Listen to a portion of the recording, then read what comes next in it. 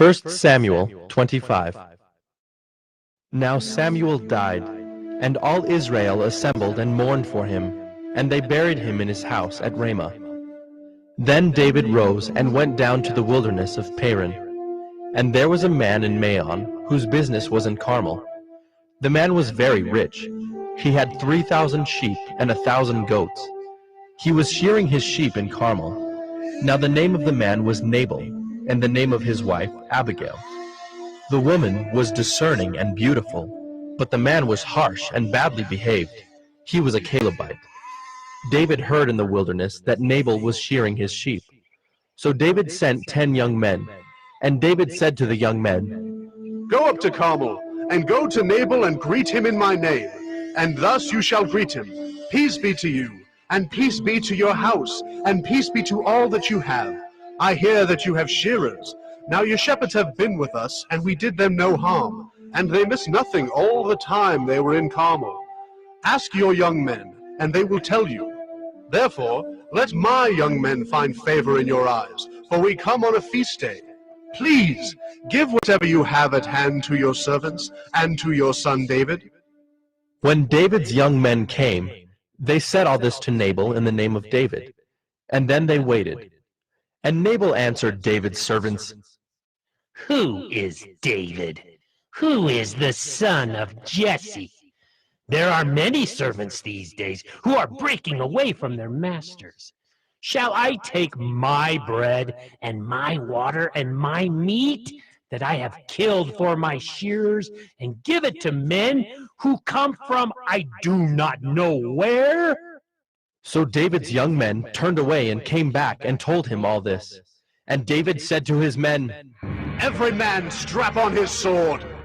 And every man of them strapped on his sword. David also strapped on his sword.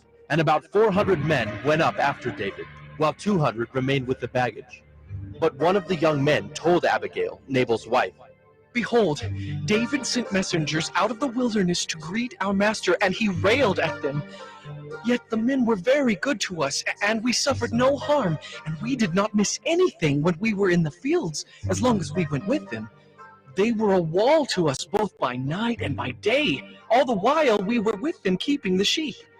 Now therefore know this, and consider what you should do, for harm is determined against our master and against all his house, and he is such a worthless man that one cannot speak to him."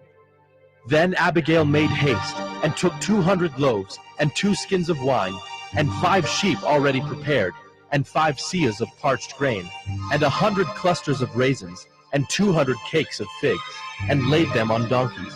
And she said to her young men, "Go on before me. Behold, I come after you." But she did not tell her husband Nabal. And as she rode on the donkey, and came down under cover of the mountain, behold, David and his men came down toward her, and she met them. Now David had said, "Surely in vain have I guarded all that this fellow has in the wilderness, so that nothing was missed of all that belonged to him, and he has returned me evil for good. God do so to the enemies of David, and more also, if by morning I leave so much as one male of all who belong to him." When Abigail saw David, she hurried and got down from the donkey, and fell before David on her face, and bowed to the ground. She fell at his feet, and said, "On me alone, my lord, be the guilt. Please let your servant speak in your ears, and hear the words of your servant. Let not my lord regard this worthless fellow Nabal, for as his name is, so is he. Nabal is his name, and folly is with him. But I, your servant, did not see the young men of my lord whom you sent. Now then, my lord, as the Lord lives, and as your soul lives, because the Lord has restrained you from blood guilt and from saving with your own hand, now then let your enemies and those who seek to do evil to my lord be as Nabal. And now let this present that your servant has brought to my lord be given to the young men who follow my lord. Please forgive the trespass of your servant, for the Lord will certainly make my lord a sure house, because my lord is fighting the battles of the Lord, and evil shall not be found in you, so long as you live. If men rise up to pursue you and to seek your life, the life of my lord shall be bound in the bundle of the living, in the care of the Lord your God. and the lives of your enemies he shall sling out as from the hollow of a sling. And when the Lord has done to my Lord according to all the good that he has spoken concerning you, and has appointed you prince over Israel, my Lord shall have no cause of grief, or pains of conscience for having shed blood without cause, or for my Lord taking vengeance himself. And when the Lord has dealt well with my Lord, then remember your servant. And David said to Abigail, Blessed be the Lord, the God of Israel, who sent you this day to meet me. Blessed be your discretion, and blessed be you, who have kept me this day from blood guilt, and from avenging myself with my own hand. For as surely as the Lord, the God of Israel, lives, who has restrained me from hurting you, unless you had hurried and come to meet me, truly by morning there had not been left to Nabal so much as one nail. Then David received from her hand what she had brought him. And he said to her, Go up in peace to your house. See, I have obeyed your voice, and I have granted your petition. And Abigail came to Nabal, and behold, he was holding a feast in his house, like the feast of a king. And Nabal's heart was merry within him, for he was very drunk. So she told him nothing at all until the morning light. In the morning, when the wine had gone out of Nabal, his wife told him these things, and his heart died within him, and he became as a stone. And about 10 days later the Lord struck Nabal, and he died. When David heard that Nabal was dead, he said, Blessed be the Lord who has avenged the insult I received at the hand of Nabal, and has kept back his servant from wrongdoing. The Lord has returned the evil of Nabal on his own head. Then David sent and spoke to Abigail to take her as his wife. When the servants of David came to Abigail at Carmel, they said to her, David has sent us to you to take you to him as his wife. And she rose and bowed with her face to the ground, and said, Behold, your handmaid is a servant to wash the feet of the servants of my Lord. And Abigail hurried and rose and mounted a donkey, and her 5 young women attended her. She followed the messengers of David and became his wife.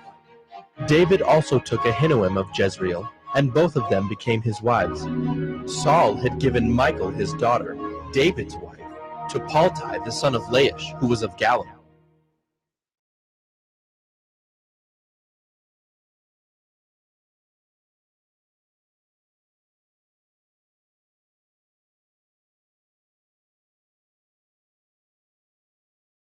First Samuel 26. Then the Ziphites came to Saul at Gibeah, saying, Is not David hiding himself on the hill of Hachilah, which is on the east of Jeshimon? So Saul arose and went down to the wilderness of Ziph, with 3,000 chosen men of Israel, to seek David in the wilderness of Ziph. And Saul encamped on the hill of Hachilah, which is beside the road on the east of Jeshimon. But David remained in the wilderness. When he saw that Saul came after him into the wilderness, David sent out spies and learned that Saul had come. Then David rose and came to the place where Saul had encamped. And David saw the place where Saul lay, with Abner the son of Ner, the commander of his army. Saul was lying within the encampment, while the army was encamped around him. Then David said to Ahimelech the Hittite, and to Joab's brother Abishai, the son of Zeruiah, Who will go down with me into the camp to Saul? And Abishai said, I will go down with you. So David and Abishai went to the army by night. And there lay Saul sleeping within the encampment, with his spear stuck in the ground at his head, and Abner and the army lay around him. Then said Abishai to David, God has given your enemy into your hand this day. Now please let me pin him to the earth with one stroke of the spear, and I will not strike him twice. But David said to Abishai, Do not destroy him, for who can put out his hand against the Lord's anointed and be guiltless? And David said, As the Lord lives, the Lord will strike him, or his day will come to die, or he will go down into battle and perish. The Lord forbid that I should put out my hand against the Lord's anointed. But take now the spear that is at his head and the jar of water, and let us go. So David took the spear and the jar of water from Saul's head, and they went away. No man saw it or knew it, nor did any awake, for they were all asleep, because a deep sleep from the Lord had fallen upon them. Then David went over to the other side, and stood far off on the top of the hill, with a great space between them. And David called to the army, and to Abner the son of Ner, saying, Will you not answer, Abner? Then Abner answered, Who are you who calls to the king? And David said to Abner, Are you not a man? Who is like you in Israel? Why then have you not kept watch over your lord the king? For one of the people came in to destroy the king your lord. This thing that you have done is not good. As the Lord lives, you deserve to die, because you have not kept watch over your lord, the Lord's anointed. And now see where the king's spear is, and the jar of water that was at his head?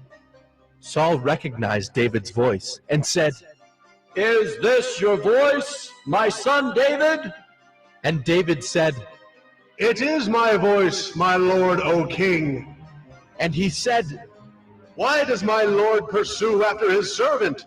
For what have I done? What evil is on my hands? Now therefore let my lord the king hear the words of his servant. If it is the Lord who has stirred you up against me, may he accept an offering.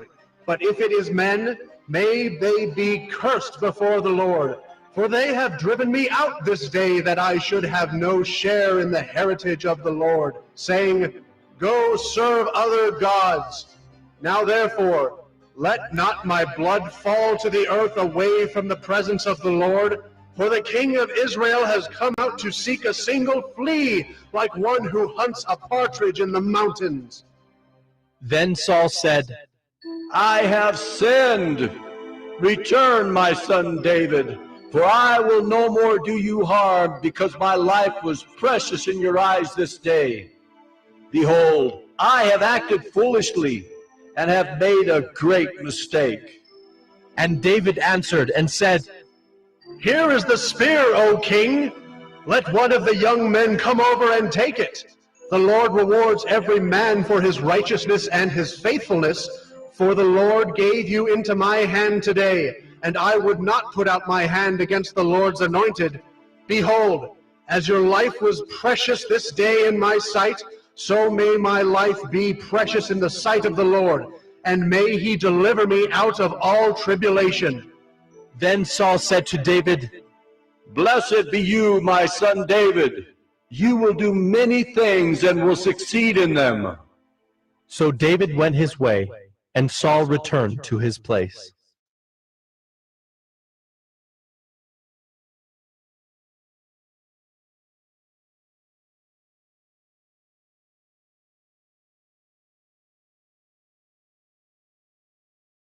First Samuel 27. Then David said in his heart, Now I shall perish one day by the hand of Saul. There is nothing better for me than that I should escape to the land of the Philistines. Then Saul will despair of seeking me any longer within the borders of Israel, and I shall escape out of his hand. So David arose and went over, he and the 600 men who were with him, to Achish, the son of Maoch, king of Gath. And David lived with Achish at Gath, he and his men, every man with his household. And David with his 2 wives, Ahinoam of Jezreel and Abigail of Carmel, Nabal's widow. And when it was told Saul that David had fled to Gath, he no longer sought him. Then David said to Achish, If I have found favor in your eyes, let a place be given me in one of the country towns, that I may dwell there. For why should your servant dwell in the royal city with you? So that day Achish gave him Ziklag. Therefore Ziklag has belonged to the kings of Judah to this day. And the number of the days that David lived in the country of the Philistines was 1 year and 4 months. Now David and his men went up and made raids against the Geshurites, the Girzites, and the Amalekites, for these were the inhabitants of the land from of old, as far as Shur to the land of Egypt. And David would strike the land and would leave neither man nor woman alive, but would take away the sheep, the oxen, the donkeys, the camels, and the garments, and come back to Achish. When Achish asked, Where have you made a raid today? David would say, Against the Negeb of Judah, or, against the Negeb of the Jerahmeelites, or, against the Negeb of the Kenites. and David would leave neither man nor woman alive to bring news to Gath, thinking, Lest they should tell about us and say, So David has done. such was his custom all the while he lived in the country of the Philistines. And Achish trusted David, thinking, He has made himself an utter stench to his people Israel. Therefore he shall always be my servant.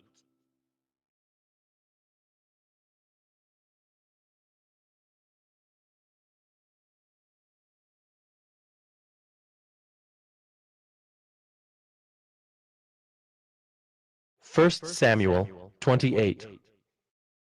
In those days, the Philistines gathered their forces for war to fight against Israel. And Achish said to David, Understand that you and your men are to go out with me in the army. David said to Achish, Very well, you shall know what your servant can do. and Achish said to David, Very well, I will make you my bodyguard for life. Now Samuel had died, and all Israel had mourned for him and buried him in Ramah, his own city. And Saul had put the mediums and the necromancers out of the land. The Philistines assembled and came and encamped at Shunem. And Saul gathered all Israel, and they encamped at Gilboa. When Saul saw the army of the Philistines, he was afraid, and his heart trembled greatly. And when Saul inquired of the Lord did not answer him, either by dreams, or by Urim, or by prophets. Then Saul said to his servants, Seek out for me a woman who is a medium, that I may go to her and inquire of her. And his servants said to him, Behold, there is a medium at Endor. So Saul disguised himself, and put on other garments, and went, he and 2 men with him. And they came to the woman by night. And he said, Divine for me by a spirit, and bring up for me whomever I shall name to you. The woman said to him, Surely you know what Saul has done, how he has cut off the mediums and the necromancers from the land. Why then are you laying a trap for my life to bring about my death? But Saul swore to her by the Lord. As the Lord lives, no punishment shall come upon you for this thing. Then the woman said, Whom shall I bring up for you? He said, Bring up Samuel for me. When the woman saw Samuel, she cried out with a loud voice. And the woman said to Saul, Why have you deceived me? You are Saul. The king said to her, Do not be afraid. What do you see? And the woman said to Saul, I see a god coming up out of the earth. He said to her, What is his appearance? and she said, An old man is coming up, and he is wrapped in a robe. And Saul knew that it was Samuel, and he bowed with his face to the ground and paid homage. Then Samuel said to Saul, Why have you disturbed me by bringing me up? Saul answered, I am in great distress, for the Philistines are warring against me, and God has turned away from me and answers me no more, either by prophets or by dreams. Therefore I have summoned you to tell me what I shall do. And Samuel said, Why then do you ask me, since the Lord has turned from you and become your enemy? The Lord has done to you as he spoke by me. For the Lord has torn the kingdom out of your hand and given it to your neighbor David, because you did not obey the voice of the Lord, and did not carry out his fierce wrath against Amalek. Therefore the Lord has done this thing to you this day. Moreover, the Lord will give Israel also with you into the hand of the Philistines. And tomorrow You and your sons shall be with me. The Lord will give the army of Israel also into the hand of the Philistines.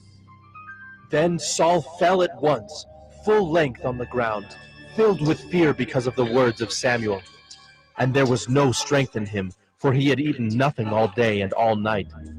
And the woman came to Saul, and when she saw that he was terrified, she said to him, Behold, your servant has obeyed you. I have taken my life in my hands and have listened to what you have said to me. Now, therefore, you also obey your servant. Let me set a morsel of bread before you, and eat, that you may have strength when you go on your way. He refused and said, I will not eat. But his servants, together with the woman, urged him, and he listened to their words. So he arose from the earth and sat on the bed. Now the woman had a fattened calf in the house, and she quickly killed it. And she took flour and kneaded it, and baked unleavened bread of it. And she put it before Saul and his servants, and they ate. Then they rose and went away that night.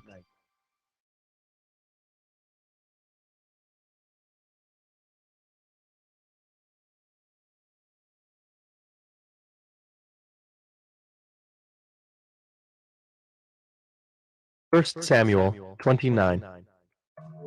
Now the Philistines had gathered all their forces at Aphek, and the Israelites were encamped by the spring that is in Jezreel.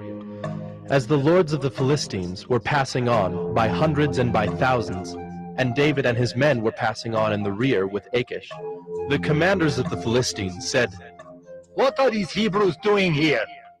And Achish said to the commanders of the Philistines, Is this not David, the servant of Saul, king of Israel, who has been with me now for days and years? And since he deserted to me, I have found no fault in him to this day. But the commanders of the Philistines were angry with him, and the commanders of the Philistines said to him, Send the man back, that he may return to the place to which you have assigned him. He shall not go down with us to battle, lest in the battle he become an adversary to us. For how could this fellow reconcile himself to his Lord? Would it not be with the heads of the men here?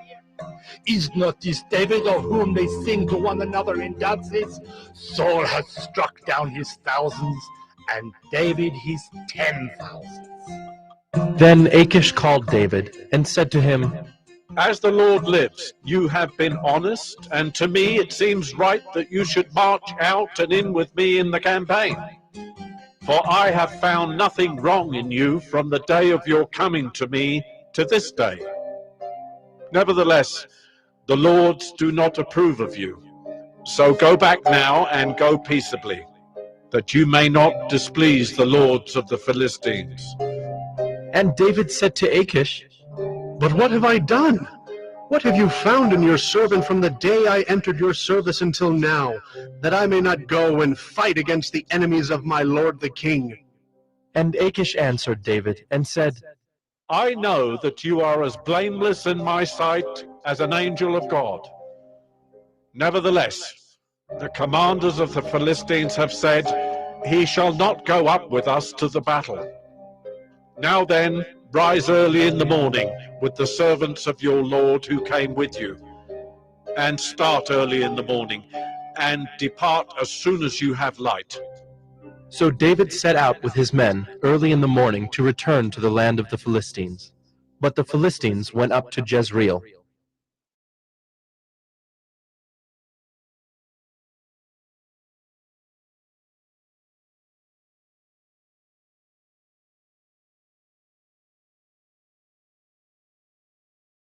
First Samuel 30. Now when David and his men came to Ziklag on the third day, the Amalekites had made a raid against the Negeb and against Ziklag. They had overcome Ziklag and burned it with fire, and taken captive the women and all who were in it, both small and great. They killed no one, but carried them off and went their way. And when David and his men came to the city, they found it burned with fire, and their wives and sons and daughters taken captive. Then David and the people who were with him raised their voices and wept until they had no more strength to weep. David's 2 wives also had been taken captive, Ahinoam of Jezreel and Abigail, the widow of Nabal of Carmel. And David was greatly distressed, for the people spoke of stoning him, because all the people were bitter in soul, each for his sons and daughters. But David strengthened himself in the Lord his God. And David said to Abiathar the priest, the son of Ahimelech, "Bring me the ephod." So Abiathar brought the ephod to David. And David inquired of the Lord, "Shall I pursue after this band? Shall I overtake them?" He answered him, "Pursue, for you shall surely overtake and shall surely rescue." So David set out, and the 600 men who were with him, and they came to the brook Besor, where those who were left behind stayed. But David pursued, he and 400 men. 200 stayed behind, who were too exhausted to cross the brook Besor. They found an Egyptian in the open country, and brought him to David. And they gave him bread, and he ate. They gave him water to drink, and they gave him a piece of a cake of figs, and 2 clusters of raisins. And when he had eaten, his spirit revived, for he had not eaten bread or drunk water for 3 days and 3 nights. And David said to him, "To whom do you belong, and where are you from?" He said, "I am a young man of Egypt, servant to an Amalekite, and my master left me behind, because I fell sick 3 days ago. We had made a raid against the Negev of the Kerethites, and against that which belongs to Judah, and against the Negev of Caleb, and we burned Ziklag with fire." And David said to him, "Will you take me down to this band?" And he said, "Swear to me by God that you will not kill me, or deliver me into the hands of my master, and I will take you down to this band." And when he had taken him down, behold, they were spread abroad over all the land, eating and drinking and dancing, because of all the great spoil they had taken from the land of the Philistines and from the land of Judah. And David struck them down from twilight until the evening of the next day, and not a man of them escaped, except 400 young men, who mounted camels and fled. David recovered all that the Amalekites had taken, and David rescued his 2 wives. Nothing was missing, whether small or great, sons or daughters, spoil or anything that had been taken. David brought back all. David also captured all the flocks and herds, and the people drove the livestock before him, and said, "This is David's spoil." Then David came to the 200 men who had been too exhausted to follow David, and who had been left at the brook Besor. And they went out to meet David, and to meet the people who were with him. And when David came near to the people, he greeted them. Then all the wicked and worthless fellows among the men who had gone with David said, "Because they did not go with us, we will not give them any of the spoil that we have recovered, except that each man may lead away his wife and children and depart." But David said, "You shall not do so, my brothers, with what the Lord has given us. He has preserved us and given into our hand the band that came against us. Who would listen to you in this matter? For as his share is who goes down into the battle, so shall his share be who stays by the baggage. They shall share alike." And he made it a statute and a rule for Israel from that day forward to this day. When David came to Ziklag, he sent part of the spoil to his friends, the elders of Judah, saying, "Here is a present for you from the spoil of the enemies of the Lord."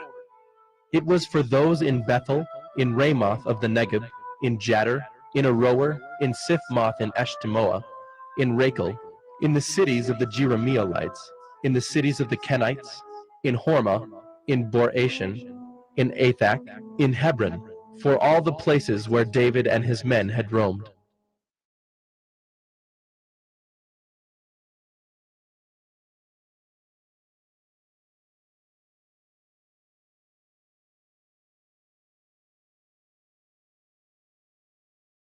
First Samuel 31.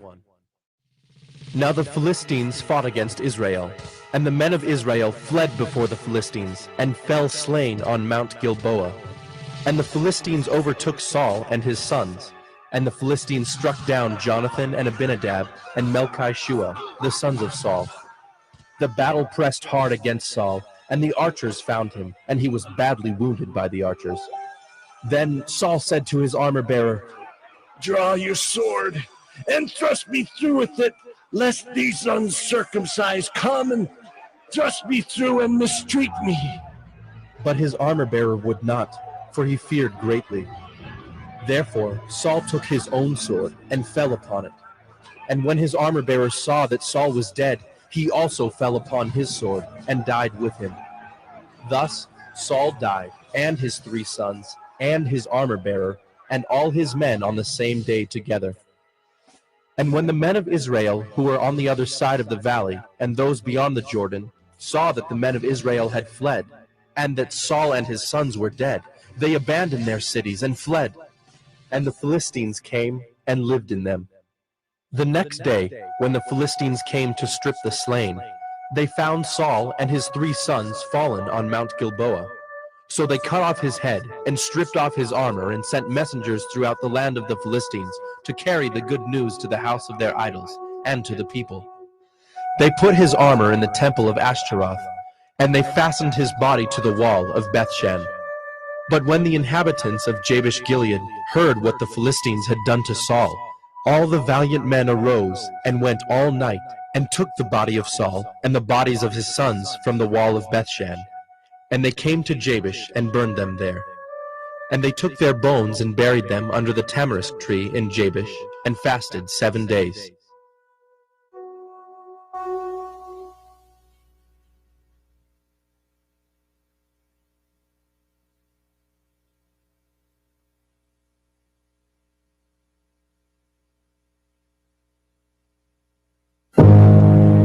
The Bible contains the mind of God, the state of man, the way of salvation, the doom of sinners, and the happiness of believers.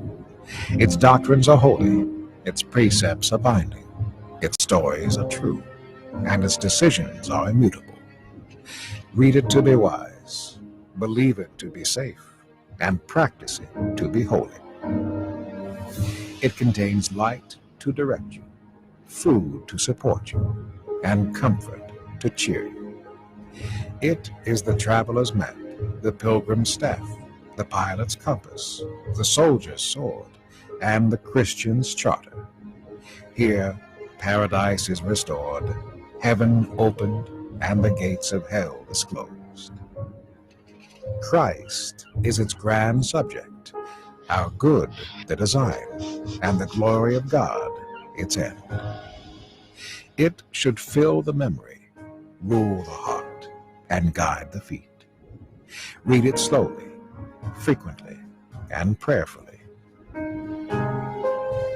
It is a mine of wealth, health to the soul, and a river of pleasure. It involves the highest responsibility, will reward the greatest labor, and will condemn all who trifle with its sacred contents. Pray it in, read it through, live it out, and pass it on.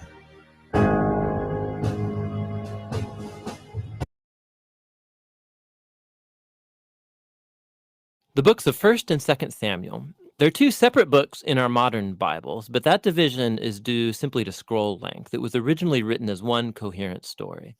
We're just going to cover the book of 1 Samuel in this video. So after Israel was rescued from slavery in Egypt, they made a covenant with God at Mount Sinai and eventually came into the Promised Land. And there, Israel was supposed to be faithful to God and obey the covenant commands. Before the book of Samuel, Judges showed how Israel failed at that task big time. It was a period of moral chaos, and it showed Israel's need for wise, faithful leaders. The book of Samuel provides an answer to that need. The book of Samuel's story focuses on 3 main characters: the prophet Samuel, where the book gets its name, and then King Saul, and after that, King David. And all 3 of them transitioned Israel from a group of tribes ruled by judges into a unified kingdom ruled by King David in Jerusalem. And the book of Samuel has a fascinating design that weaves the story of these 3 characters together in 4 main parts. Samuel, he's the key leader and prophet in the first section of the book, but then he also plays a key role in the next section, which is Saul's story, and it's told in 2 movements: Saul's rise to power and then his failures, And the second part is about his downfall and his tragic death. And then the drama of Saul's demise is matched by David's exciting rise to power. And then David's story is told in two movements. First, he rides the wave of his success, followed by his own tragic failure and the slow self-destruction of his family and then his kingdom. The book concludes with an epilogue that reflects back over the whole story. So let's dive in and see how this all unfolds. Part 1 picks up from the chaos of the book of Judges, and we're introduced to a touching story about a woman named Hannah. And she's grieved because she has never been able to have children. And by God's grace, she finally has a son named Samuel. And in joy, she sings this amazing poem in chapter 2. And the poem is all about how God opposes the proud and exalts the humble, about how despite tragedies and human evil, God is working out his purposes in history. And also it's about how God will one day raise up an anointed king for his people. Now, Hannah's poem has been placed here at the beginning of the book to introduce these key themes that we're going to see throughout the whole story, like the next one. Samuel grows up and becomes a great prophet and leader for the people of Israel, at the same time that the Philistines rise to power as Israel's arch nemesis. And in this crucial battle, the Israelites get arrogant, and instead of praying and asking God for help, they trot out the Ark of the Covenant as this kind of magic trophy that will automatically grant them victory in battle. And so because of their arrogant presumption, God allows Israel to lose the battle and the ark is stolen. So the Philistines, they take the ark and they place it in the temple of their god, Dagon. And then the God of Israel defeats the Philistines and the god Dagon without an army by sending plagues on the people. And then the Philistines don't want the ark anymore, obviously, and they send it back to Israel. And the point of this little story seems to be this: God is not Israel's trophy, and he opposes pride among the Philistines, but also among his own people. And so Israel needs to remain humble and obedient if they want to experience God's covenant blessing, which opens up into the next large section. The Israelites come to Samuel and they say, hey, we want a king like all the other nations have. Go find one for us. And so Samuel, he's kind of ticked off and he goes to consult with God. And God says, yes, their motives are all wrong, but if a king is what they want, give them one. And so we're introduced to the figure of Saul. Now, Saul is a tragic figure because he begins full of promise. He's tall, he's good looking, he's a perfect candidate for a king, but he has deep character flaws. He's dishonest, he lacks integrity, and he seems incapable of acknowledging his own mistakes. And so these flaws become his downfall. He wins some battles at the beginning, but his flaws run so deep, he eventually disqualifies himself by blatantly disobeying God's commands. And so the aging Samuel confronts Saul and Israel. He had warned the people that they would only benefit from a king who's humble and faithful to God. Otherwise, the kings of Israel will bring ruin. So he informs Saul that God is going to raise up a new king to replace him. And so Saul's downfall begins, as God at the same time is working behind the scenes to raise up that new king. It's an insignificant shepherd boy named David. He's the least likely candidate to be king, but the famous story of David and Goliath shows that God's choice of David is not based on his family status, but simply on his radical and humble trust in the God of Israel. And so this story embodies all of the themes of Hannah's poem.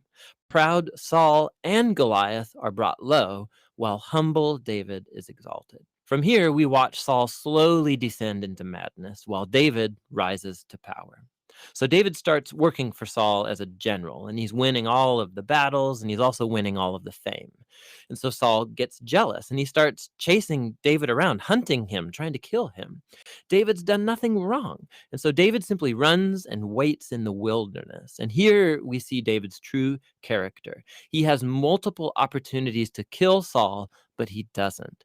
He simply trusts that despite Saul's evil, God will raise up a king for his people. What's interesting, too, is that many of the poems of David that you find in the book of Psalms are linked to this very period of his life, and they all express the same attitude of trust. And so this section of the book ends with Saul coming to a grisly death after losing a battle with the Philistines. 1 Samuel tells some of the most intricate, well-told stories you find anywhere in the Bible. And the characters Saul and David, they're portrayed very realistically. And the author's putting them forward as character studies so that you can find yourself in them. So in Saul's story, we see a warning. It's crucial that we reflect on our own character flaws and how they harm us and other people. And with God's help, we need to humble ourselves and deal with our dark side so that Saul's story doesn't become ours. David, on the other hand, is presented as an example of patience and trust in God's timing in our lives. And so he's running in the wilderness, being chased by Saul. David had every reason to think that God had abandoned him, but that's not what he thinks. And so David's story encourages us to trust that despite human evil, God is working out his purposes to oppose the proud and to exalt the humble. And that's what 1 Samuel is all about.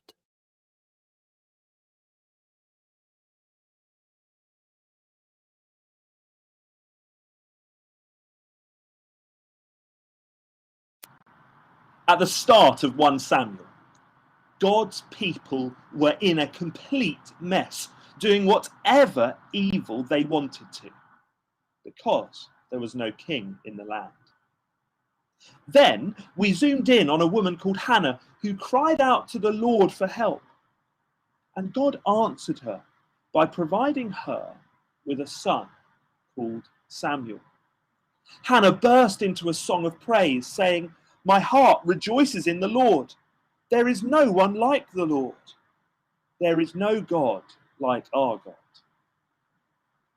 But her song finished rather strangely, saying, "He will give strength to his king and exalt the horn of his anointed." But there was no king.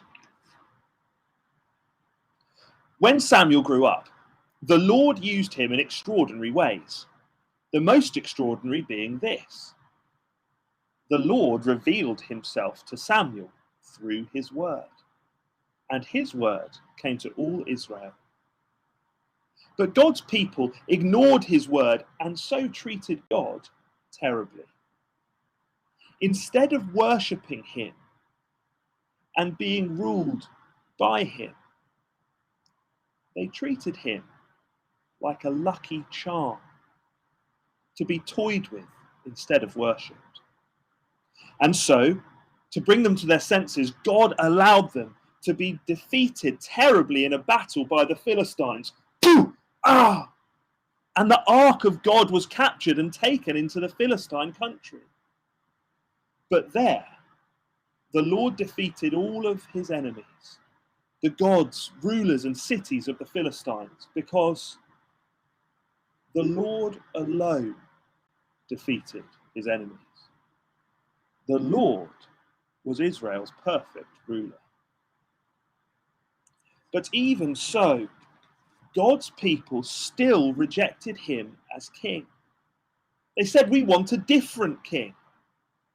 They put it like this: "We want a king over us. Then we shall be like all the other nations, with a king to lead us and to go out before us and fight our battles." And so, although it displeased God, he gave them the king of their choosing, Saul. But Saul ignored God's word, so God rejected him.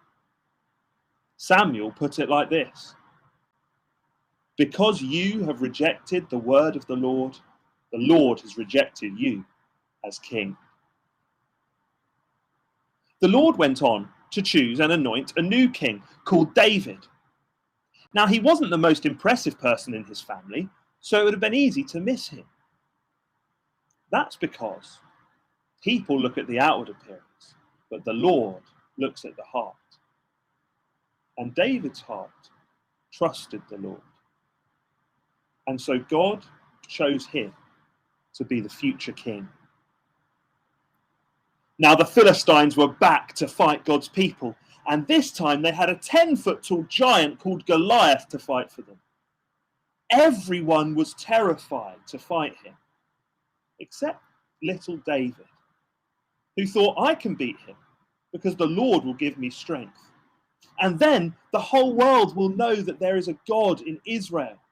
It's not by sword or spear that the Lord saves, for the battle is the Lord's. And that's exactly what happened. With a slingshot and a pebble, Goliath was defeated. Thump, thump, thump, boom.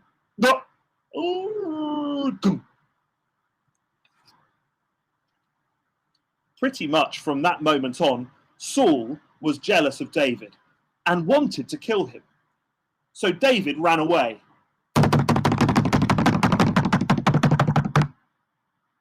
But the Lord always protected and provided for his anointed one.